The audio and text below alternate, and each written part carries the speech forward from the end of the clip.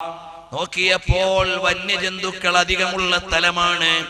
Saeed bin Jubair റളിയല്ലാഹു അൻഹുവിനോട് പറഞ്ഞു, ഇവിടെ സിംഹവും മറ്റു നരിയും ഒക്കെ വരുന്ന സ്ഥലമാണ്, അതുകൊണ്ട് നിങ്ങൾ അങ്ങനെ പോകാൻ പാടില്ല, നിങ്ങളെ ഞങ്ങൾ അങ്ങനെ പിടിമൃഗങ്ങൾക്ക് വിട്ടുകൊടുക്കുകയില്ല.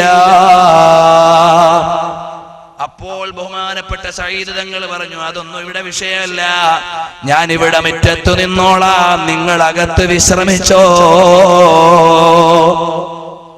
അപ്പോഴവര് പറഞ്ഞു, ഇത് ഞങ്ങൾ കൊണ്ടുപോകുന്നതിന് മുമ്പ് രക്ഷപ്പെടാനുള്ള വല്ല അടവാണോ? ഇല്ല, ഇന്നമഈ റബ്ബീ യസ്രിഫുഹാ അന്നീ വയജ്അലുഹാ ഹറസൻ തഹ്രിസുനീ. നിങ്ങൾ എന്റെ വിഷയത്തിൽ പേടിക്കേണ്ടതില്ല, ഞാൻ ഇവിടെ മുറ്റത്തു നിന്നോളാം, ഒരു മൃഗവും എന്നെ പിടിക്കില്ല. സഈദ് ബിൻ ജുബൈർ തങ്ങളെ പുറത്തു നിർത്തിയിട്ട് കൂട്ടിക്കൊണ്ടുപോകാൻ വന്നവർ പാതിരിയുടെ വീട്ടിൽ കയറിയിട്ട് നോക്കുമ്പോ സഈദ് ബിൻ ജുബൈർ തങ്ങളെ കൈകെട്ടി നിസ്കരിക്കാൻ നിൽക്കുകയാണ്. അങ്ങനെ അതാ നിസ്കരിക്കാൻ നിൽക്കുമ്പോൾ മഹാനവറുകൾ കൈകെട്ടിയപ്പോൾ വന്യജീവികൾ വരാൻ തുടങ്ങി. പക്ഷേ സഈദ് എന്നവരെ തൊട്ടില്ല. സഈദ് ബിൻ ജുബൈർ റളിയല്ലാഹു അൻഹുവിന്റെ മുൻഭാഗത്ത് ഒരു സിംഹം വന്നു നിൽക്കുന്നു. സഈദ് ബിൻ ജുബൈർ തങ്ങൾ ഇളകിയില്ല. പിൻഭാഗത്തൊരു സിംഹം വന്നു നിൽക്കുന്നു, ഇളകിയില്ല. മൻ ഖാഫ റബ്ബഹു, ഒരുത്തൻ അല്ലാഹുവിനെ ഭയന്നാൽ അവനെ മുഴുവൻ സൃഷ്ടികളും ഭയന്നുപോയി. അവസാനം ഒരു രംഗം ഇമാമിങ്ങൾ വിശദീകരിക്കുന്നത് കാണാം. സഈദ് ബിൻ ജുബൈർ തങ്ങൾ റുകൂഇൽ നിന്ന് സുജൂദിലേക്ക് പോകുമ്പോ സുജൂദിന്റെ സ്ഥാനത്ത് നിൽക്കുന്ന സിംഹം ഒന്നിങ്ങനെ തല മാറ്റി കൊടുക്കുകയാണ്. സഈദ് ബിൻ ജുബൈർ തങ്ങൾ അവിടെ സുജൂദ് ചെയ്യുന്നു. എത്ര മനോഹരമായ രംഗമാണ്! വിശദീകരിച്ചു പറയാൻ താല്പര്യമുണ്ട്, പക്ഷേ സമയമില്ല. മഹാനവറുകളുടെ ഈ രംഗം കണ്ടപ്പോഴേക്ക് എതിരാളികൾക്ക് പിന്നെയും അതാ അനുകൂലികളായവർ ശിഷ്യന്മാരെ പോലെയായി. അവര് പറഞ്ഞു, ഓ സഈദ് തങ്ങളെ, നിങ്ങളെ കൊണ്ടുപോയി രാജകൊട്ടാരത്തിൽ ചെന്നാൽ നിങ്ങളെ കൊന്നുകളയാനാണ് രാജാവിന്റെ ഉദ്ദേശം, നിങ്ങൾ വരുന്നോ? സഈദ് തങ്ങൾ പറഞ്ഞു, എനിക്ക് പേടിയില്ല, ഞാൻ വന്നോളാം. പിന്നെയും യാത്ര തുടർന്നു. സഈദ് ബിൻ ജുബൈർ തങ്ങളെ കൂട്ടിക്കൊണ്ടുപോകുന്നവർ വഴിയിലെത്തി. രാത്രി സമയമായി. സഈദ് തങ്ങൾ പറഞ്ഞു, എന്നോടൊന്ന് ക്ഷമിക്കണം. എന്താണ് കാരണം? ഇന്നെന്റെ ഒരുപക്ഷേ അവസാനത്തെ രാത്രിയായിരിക്കാം, അതുകൊണ്ട് എനിക്ക് എന്റെ ഉടമസ്ഥനായ റബ്ബിനോട് ചില സങ്കടങ്ങൾ പറയാനുണ്ട്, ആവശ്യങ്ങൾ ഉന്നയിക്കാനുണ്ട്, അതുകൊണ്ട് എന്നെ ഒന്ന് വിട്ടുതരണേ. രാവിലെ നിങ്ങൾ പറയുന്ന പോയിന്റിൽ ഞാൻ എത്തിക്കോളാം. ഇവരും വിചാരിച്ചു സഈദ് ബിൻ ജുബൈർ തങ്ങൾ പോണെങ്കിൽ അങ്ങ് പോയിക്കോട്ടെ എന്ന്. അതാ സഈദ് ബിൻ ജുബൈർ തങ്ങൾ കാട്ടിന്റെ ഉള്ളിലേക്ക് അങ്ങ് പോയി. അല്ലാഹുവിന് വേണ്ടി നിസ്കാരത്തിൽ കൈകെട്ടിയിട്ട് സഈദ് ബിൻ ജുബൈർ തങ്ങൾ അവിടെ കിടക്കുകയാണ്. ബഹുമാനപ്പെട്ട സഈദ് ബിൻ ജുബൈർ തങ്ങൾ സുജൂദിൽ കിടന്നിട്ട് അല്ലാഹുവിനോട് ദുആ ചെയ്തു, പടച്ചവനേ, ഒരുപക്ഷേ ഇതെന്റെ ദുനിയാവിലെ അവസാനത്തെ രാത്രിയായിരിക്കും, ഏതായാലും റബ്ബേ, നിനക്ക് തൃപ്തിയുള്ള ദാസനാക്കി എന്നെ സ്വീകരിക്കണേ അല്ലാഹ്. സഈദ് ബിൻ ജുബൈർ റളിയല്ലാഹു അൻഹു രാവിലെ ആയപ്പോ വരുമെന്ന് എതിരാളികൾ കരുതിയില്ല, പിടിക്കാൻ വന്ന പട്ടാളക്കാര് വിചാരിച്ചില്ല. പക്ഷേ അവരെ പറഞ്ഞ സ്പോട്ടിൽ സഈദ് ബിൻ ജുബൈർ തങ്ങൾ വന്നു നിൽക്കുകയാണ്. കാരണം എന്താണ്? ലോകാധികാരിയായ ഏകനായ അല്ലാഹുവിന്റെ മുമ്പിൽ വിനയത്തോടെ ആരാധന ചെയ്യുന്നവർ സ്വാതന്ത്ര്യത്തിന്റെ മധു അനുഭവിക്കുന്നവരാണ്. അവർക്ക് കാരാഗ്രഹങ്ങളോ കൽത്തുറുങ്കുകളോ കഴുകുമരങ്ങളോ എതിരാളികളോ പിടിമൃഗങ്ങളോ പ്രശ്നമല്ല. ഈമാനുള്ളവരെങ്ങനെയാണ്? വിമർശനത്തിന്റെ തീച്ചൂളകളിലൂടെ വിജയത്തിന്റെ ഗാഥ രചിച്ചുകൊണ്ട് വിമോചനത്തിന്റെ വിഹായുസ്സിലേക്ക് പോയവരാണ് വിശ്വാസികൾ. അതുകൊണ്ട് അവർക്ക് പ്രശ്നമില്ല. സഈദ് ഇബ്നു ജുബൈർ തങ്ങളുടെ മനസ്സിന് ധൈര്യം കൊടുക്കുന്നത് അൽ ഹിവാറു മഅ റബ്ബിഹി അസ്സലാ. ബഹുമാനപ്പെട്ട സയ്യിദുനാ സുലത്ത് ബിനുൽ അശ്യം റളിയല്ലാഹു അൻഹു ആരാണ്? ബഹുമാനപ്പെട്ടവർ വിവാഹം കഴിച്ചതിന്റെ അന്ന് രാത്രിയിൽ സ്വാലിഹത്തായ പെണ്ണിനെയാണ് കല്യാണം കഴിച്ചത്. സുലത്ത് ബിനുൽ അശ്യം. നമ്മൾക്കിന്ന് മാനദണ്ഡം കെട്ടുന്ന പെണ്ണിന് ദീന് വേണോന്നല്ല, പെണ്ണിന് 4 ചില്ലറ വേണോന്നാണ്. ആ മാനദണ്ഡത്തിൽ നിന്ന് മാറിയിട്ട് നിനക്ക് സ്വാലിഹീങ്ങളായ മക്കള് വേണോ? സ്വാലിഹീങ്ങളായ മക്കളെ പ്രസവിക്കാൻ പറ്റുന്ന പെണ്ണിനെ കിട്ടണം. അതാണ് മഹാന്മാര് പറയുന്നത്. ആലൂസി ഗാലിയത്തുൽ മവാഇദിൽ പറയുന്നത് കാണാം. ഒരാൾ വന്നിട്ട് ഉസ്താദിനോട് കംപ്ലൈന്റ് ചെയ്തു, ഉസ്താദ് എന്റെ മോൻ തീരെ അനുസരിക്കുന്നില്ല, എന്ത് ചെയ്യാനാണ്? ഉസ്താദ് മോനെ വിളിച്ചു, മോനെ വാപ്പാനെ അനുസരിക്കാതെ ഇങ്ങനെ പോയാ എങ്ങനെ? നാളെ നരകം കിട്ടൂലേ മോനെ, സ്വർഗം നഷ്ടാവൂലേ മോനെ, അദാബ് കിട്ടൂലേ മോനെ എന്നൊക്കെ പറഞ്ഞപ്പോ പറഞ്ഞു, എന്റെ വാപ്പാനെ അനുസരിക്കണമെങ്കിൽ വാപ്പ എനിക്ക് 4 കാര്യം ചെയ്തു തരണം. 4 കാര്യം ചെയ്തെന്ന വാപ്പാനെ ഞാൻ അനുസരിക്കേണ്ടതുള്ളൂ. ഒന്നാമത്തെ കാര്യം, ഞാൻ സ്വാലിഹാകണമെങ്കിൽ സ്വാലിഹായ കുട്ടിയെ പ്രസവിക്കാൻ പറ്റുന്ന നല്ലൊരു ഉമ്മ എനിക്ക് തരണം.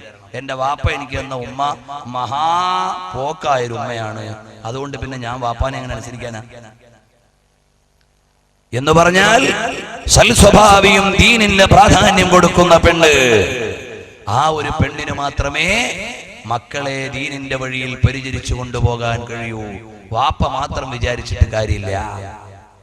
അപ്പോൾ മഹാനായ പണ്ഡിതനോട് കംപ്ലൈന്റ് പറഞ്ഞു, ഞാൻ നന്നാവണമെങ്കിൽ എനിക്ക് നല്ലൊരു ഉമ്മയെ തരൽ എന്റെ വാപ്പയുടെ ബാധ്യതയായിരുന്നു. എനിക്ക് എന്റെ വാപ്പ തന്ന ഉമ്മ അഥവാ വാപ്പ പണ്ട് കെട്ടിയത് അള്ളാന്റെ ദീൻ അനുസരിക്കാത്തൊരു പെണ്ണിനെയാ. പിന്നെങ്ങനെ എന്നെ നന്നാക്കുക? പിന്നീട് വാപ്പ എനിക്ക് എന്നോട് ചെയ്യേണ്ടിയിരുന്ന ഒരു കാര്യം, നല്ലൊരു പേര് വെച്ച് തരണം. എനിക്ക് വാപ്പ വെച്ചെന്ന പേര് മഹാപോക്ക് പേരാ. ഇന്ന് ചില ആളുകളൊക്കെ മക്കൾക്ക് വെക്കുന്ന പേര് ദാനിയാണ്. അപ്പൊ അതുപോലെ മോശമായ പല പേരുകളും വെച്ചു തന്നാൽ മക്കൾ നന്നാവൂല. അതുകൊണ്ട് വാപ്പ എനിക്ക് നല്ല ഉമ്മാനെ തന്നില്ല, നല്ല പേരും തന്നില്ല. മൂന്നാമതായി വാപ്പ എന്നോട് ചെയ്യേണ്ട ഒരു ബാധ്യതയുണ്ടായിരുന്നു. എനിക്ക് ഖുർആൻ പഠിപ്പിച്ചു തരണമായിരുന്നു. പക്ഷേ വാപ്പ എന്നെ ഖുർആൻ പഠിപ്പിച്ചില്ല. നാലാമതായി വാപ്പ എനിക്ക് അദബ് പഠിപ്പിച്ചു തരണമായിരുന്നു, മര്യാദ പഠിപ്പിക്കണമായിരുന്നു. മോനെ, അത് പള്ളിയാണ്, ആദരവുള്ള സ്ഥലമാണ്, അവിടെ നീ നല്ല രൂപത്തിലേ കയറാൻ പാടുള്ളൂ. അത് മഹാന്മാരുടെ മഖ്ബറയാണ്, ബഹുമാനത്തോടെ പോകാൻ പാടുള്ളൂ. അതുപോലെ തന്നെ അത് ഉസ്താദാണ് മോനെ, ഇത് കിതാബാണ് മോനെ, ഇത് ഖുർആനാണ് മോനെ, ഇത് റമദാൻ മാസമാണ് മോനെ, തുടങ്ങിയുള്ള കാര്യങ്ങൾ അദബുകൾ പഠിപ്പിച്ചു തരേണ്ടിയിരുന്നു. പക്ഷേ എന്റെ വാപ്പ എനിക്ക് അദബ് പഠിപ്പിച്ചു തന്നില്ല. അപ്പൊ അദബും പഠിപ്പിച്ചില്ല, ഖുർആനും പഠിപ്പിച്ചു തന്നില്ല, നല്ല പേരും തന്നില്ല, നല്ല ഉമ്മാനെയും തന്നില്ല. അങ്ങനത്തെ ഒരു വാപ്പാനെ ഞാൻ ബഹുമാനിക്കണോ എന്നാണ് ഉസ്താദ് അവറുകളോട് കുട്ടി ചോദിച്ചത്. വാപ്പമാരെ, നിങ്ങളൊക്കെ ഒന്ന് ആലോചിച്ചോ, നമ്മളൊക്കെ പ്രതിക്കൂട്ടിലാണോ അല്ലേ എന്ന്? കാരണം എന്താണ്? നമ്മളുടെ മക്കൾ സ്വാലിഹാകണമെങ്കിൽ നല്ല ദീനിയായ ചിട്ടയിൽ നമ്മുടെ വീട്ടിൽ സാഹചര്യമുണ്ടാകണം. ഇന്ന് അല്ലാഹു തആല എങ്ങനെയാണ് മക്കളെ നന്നാക്കുക? കാരണം എന്തേ? വിവാഹത്തിന്റെ അന്ന് തന്നെ തോന്നിവാസങ്ങളുടെ കോലാഹലമാണ്. എവിടൊക്കെയാണ് കോലാഹലം വരുന്നത്? ഒന്നാമത് തന്നെ നമ്മുടെ നാട്ടിലൊക്കെ സാധാരണഗതിയിൽ പുതിയ പെണ്ണുങ്ങൾ, എത്ര പുതിയ പെണ്ണുങ്ങൾ ലോഹർ നിസ്കരിക്കുന്നുണ്ടാകും, എത്ര പുതിയ പെണ്ണുങ്ങൾ അസ്ർ നിസ്കരിക്കുന്നുണ്ടാകും. വല്ല പുതിയാപ്പളയും പള്ളി വെച്ച് നിക്കാഹാണെങ്കിൽ ചിലപ്പോ ഒന്ന് കമന്ന് വീണൊന്ന് വന്നേക്കാം. അതും 11:30 നിക്കാഹ് കഴിഞ്ഞാൽ അവനും നിസ്കാരമില്ലാതായി പോയി. അല്ല, അല്ലാഹു തആല ആ ദിവസത്തിൽ ബറക്കത്ത് ചെയ്യുമോ? റബ്ബിന്റെ അനുഗ്രഹം വേണമെങ്കിൽ റബ്ബിന്റെ മര്യാദ പാലിക്കണം, എന്നാലേ കിട്ടൂ. അതുപോലെ ഔറത്ത് മറക്കാതല്ലേ പുതിയ പെണ്ണിനെ പഞ്ചായത്തിന്റെ മുമ്പിൽ പ്രദർശനത്തിന് വെക്കുന്നത്. പുതിയ പെണ്ണിനെ കൊണ്ടിരുത്തിയിരിക്കുന്നു, എല്ലാരും കണ്ടോളി എന്ന് പറഞ്ഞുകൊണ്ട് അർദ്ധനഗ്നയായി നമ്മുടെ മക്കളെ ഇരുത്തിയില്ലേ? വാപ്പാ കഷ്ടപ്പെട്ട് കടം മേടിച്ച് ലോൺ എടുത്തൊക്കെയാ മോളെ കെട്ടിച്ചത്. പക്ഷേ പടച്ചവന്റെ കോടതിയിൽ ചെല്ലുമ്പോ ശിക്ഷ കിട്ടും കേട്ടോ. നിന്റെ മോള് നിന്റെ കയ്യിലുള്ള അമാനത്താണ്. അവളെ ഔറത്ത് മറച്ച നിലക്ക് നിക്കാഹ് കഴിച്ചു വിടേണ്ടത് നിന്റെ ബാധ്യതയാണ്. അത് മൊയ്ലിയാരെ, ഞാൻ വലിയ കമ്മിറ്റിയുടെ നേതാവാ, ഒരു രക്ഷയുമില്ല കാക്ക. റബ്ബിന്റെ കോടതിയിൽ വിചാരണ ചെയ്യപ്പെടുമ്പോ നിനക്ക് അമാനത്തായി അല്ലാഹ് നൽകിയ മോളെ ഔറത്ത് മറയ്ക്കാതെ ഓഡിറ്റോറിയത്തിൽ കൊണ്ട് അന്യാണിനും പെണ്ണിനും കാണാനെല്ലാം വെച്ചു കൊടുത്തിട്ട് നീ നിക്കാഹ് നടത്തിയാൽ വാപ്പാ രക്ഷയില്ല. ഇന്നോ ആണും പെണ്ണും കൂടി ഇടിബഹളമുണ്ടാക്കുന്ന തലമാണ്. ചില സ്ഥലത്തൊക്കെ നിക്കാഹ് കഴിഞ്ഞാൽ പെണ്ണുങ്ങളും കൂടെ സ്റ്റേജിൽ ചാടിക്കേറുന്ന കാലമാണ്. അല്ലാഹുവിന്റെ റഹ്മത്തിന്റെ മലക്ക് ഇന്ന് നമ്മുടെയൊക്കെ മക്കളുടെ നിക്കാഹിന്റെ അവസരങ്ങളിൽ ഇറങ്ങുമോ? ഓഡിറ്റോറിയത്തിൽ വെച്ച് നിക്കാഹാണെങ്കിലോ എന്നൊക്കെ മുസ്ലിയാര് ചൊല്ലിക്കൊടുക്കും. അപ്പോൾ ക്യാമറയിൽ പകർത്തും. സദസ്സിലിരിക്കുന്നത് മുഴുവനും സ്ത്രീകളാണ്. നേരെ അങ്ങോട്ട് ക്യാമറ തിരിക്കും. മുസ്ലിയാരുടെ മുഖം കഴിഞ്ഞാൽ പിന്നെ സ്ത്രീകളുടെ അന്താരാഷ്ട്രമാണ് ക്യാമറയിൽ തെളിയുന്നത്. ബറക്കത്തുള്ള മജ്ലിസാണോ ഇത്? ലോകത്തിന്റെ നേതാവ് റഹ്മത്തുല്ലിൽ ആലമീൻ സ്വല്ലല്ലാഹു അലൈഹി വസല്ലം തങ്ങൾ പഠിപ്പിച്ചതാണോ? ബറക്കത്തുണ്ടാകുമോ? അപ്പോൾ നമ്മുടെ വീട്ടിൽ നല്ല സാഹചര്യമാണ് വേണ്ടത്. ഈ വിഷയം ഞാൻ നീട്ടി പറയുന്നില്ല. ഇത് സ്വതന്ത്രമായി ഞാൻ സംസാരിച്ച സീഡികളിലുണ്ട്. അതുകൊണ്ട് ഇപ്പോൾ ഞാൻ അതിലേക്ക് കടക്കുന്നില്ല. സുലത്ത് ബിൻ അശിയം റളിയല്ലാഹു അൻഹു വിവാഹം കഴിച്ചത് സ്വാലിഹത്തായ ഒരു പെണ്ണിനെയാണ്. രണ്ടാളും കൂടി മണവറയിൽ കിടന്നപ്പോൾ നമുക്ക് എന്തായാലും ഒരു സിനിമ ഇട്ട് രസിക്കാമെന്നല്ല, നല്ലൊരു ഫിലിം ഇട്ട് കാണാമെന്നല്ല. സുലത്ത് ബിൻ അശിയം എന്നവർ ടോയ്ലറ്റിലേക്ക് പോവുകയാണ്. വെള്ളം ചൂടാക്കാനുള്ള ഹമ്മാം, വെള്ളം ചൂടാക്കാനുള്ള അടുപ്പുള്ളതാണ്. ഇന്നുമൊക്കെ ഇങ്ങ് കർണാടകയുടെ ഭാഗത്തേക്കും വയനാട്ടിലൊക്കെ പോയാൽ അതുകൊണ്ട് ടോയ്ലറ്റിൽ അല്ലെങ്കിൽ കുളിപ്പുരയിൽ തന്നെ അടുപ്പോ അല്ലെങ്കിൽ പുറത്ത് നിന്ന് കൊള്ളിവെക്കാൻ പറ്റുന്ന വെള്ളം ചൂടാക്കാനുള്ള സംവിധാനമോ ഉണ്ടാകും. അതിനാണ് ഹമ്മാം എന്ന് പറയുക. അതിലേക്ക് ഞാൻ കടന്നപ്പോൾ ഞാൻ നരകത്തെ ഓർത്തു. പിന്നെ ഞാൻ എന്റെ പ്രിയപ്പെട്ട ഭാര്യ ഇരിക്കുന്ന റൂമിലേക്ക് വന്നു. ഞാൻ സ്വർഗത്തെ ഓർത്തു. നോക്കിയപ്പോൾ ഞാൻ കെട്ടിയ പെണ്ണ് സ്വാലിഹത്താണ്. അവളും അതുപോലെ തന്നെ ചിന്തിച്ചു. ഞങ്ങൾ രണ്ടുപേരും ഞങ്ങളുടെ ആദ്യ രാത്രിയിൽ ചെയ്തതെന്താണ്? ഞങ്ങൾ രണ്ടുപേരെയും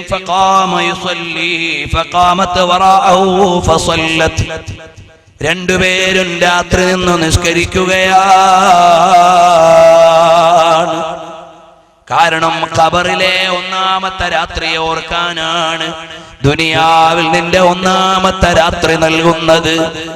നമുക്കൊരു പ്രഥമ രാത്രി വരാനുണ്ട്. ദുനിയാവിലെ വിവാഹത്തിന്റെ അന്നത്തെ രാത്രിയല്ല മോനെ ഞാൻ പറയുന്നത്. നാളെ റബ്ബിന്റെ കോടതിയിലേക്ക് പോകാനുള്ള ഖബറിലെ ഒന്നാമത്തെ രാത്രിയാണ്. അവിടെ വേറെ ആരും കൂട്ടിനില്ല. കൂട്ടുകാരി വീട്ടിൽ ഇരുന്ന് ചിലപ്പോൾ ഇന്നലെ ഉറക്കൊഴിഞ്ഞ ക്ഷീണത്തിൽ ഉറങ്ങുകയാണ്. അല്ലെങ്കിൽ അവള് കരഞ്ഞതൊക്കെ അവസാനിപ്പിച്ച് പുതിയ ജീവിതത്തെ സ്വപ്നം കാണുകയാണ്. എന്നാൽ നിന്റെ ഖബറിലേക്ക് വരാൻ ആരുമില്ല. നീ സ്വാലിഹായ മനുഷ്യനാണെങ്കിൽ നിന്റെ ഖബറിലേക്ക് സ്വർഗീയ കവാടങ്ങൾ തുറക്കപ്പെടും.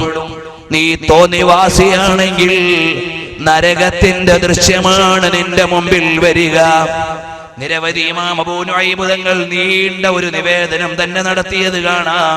ഒരു ജനാസ കൊണ്ടുവച്ചാലുള്ള ദൃശ്യങ്ങൾ മുഴുവനും പ്രിയപ്പെട്ടവരെ ഞാൻ നീട്ടി സംസാരിക്കുന്നില്ല. സുലത്ത് ബിൻ അശിയം റളിയല്ലാഹു അൻഹുവിന്റെ പ്രഥമ രാത്രി അല്ലാഹുവിന് വേണ്ടി ആരാധന ചെയ്യാനാണ്.